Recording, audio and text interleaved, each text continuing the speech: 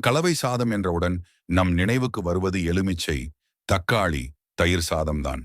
ஆனால் நம் பாரம்பரியத்தில் சுவைக்காக மட்டுமல்லாமல் குறிப்பிட்ட உடல் உபாதைகளை தீர்க்கும் மருத்துவ சாதங்கள் பல உள்ளன.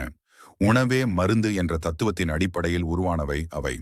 அப்படி பலரும் அறியாத அற்புத ஆரோக்கிய நன்மைகளை கொண்ட 10 வகையான பாரம்பரிய சாதங்களை பற்றி இப்போது பார்க்கலாம்.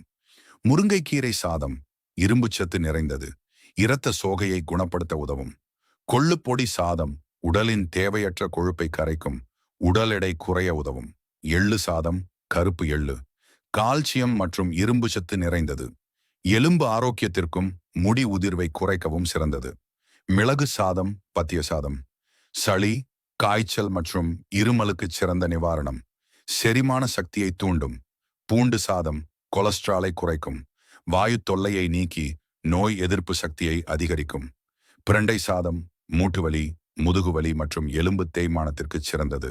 வயிற்றுப் புண்களையும் ஆற்றும். மணத்தக்காளி கீரை சாதம் வாய்ப்புண் மற்றும் வயிற்றுப் புண்களை குணப்படுத்தும் ஒரு அற்புத மருந்து.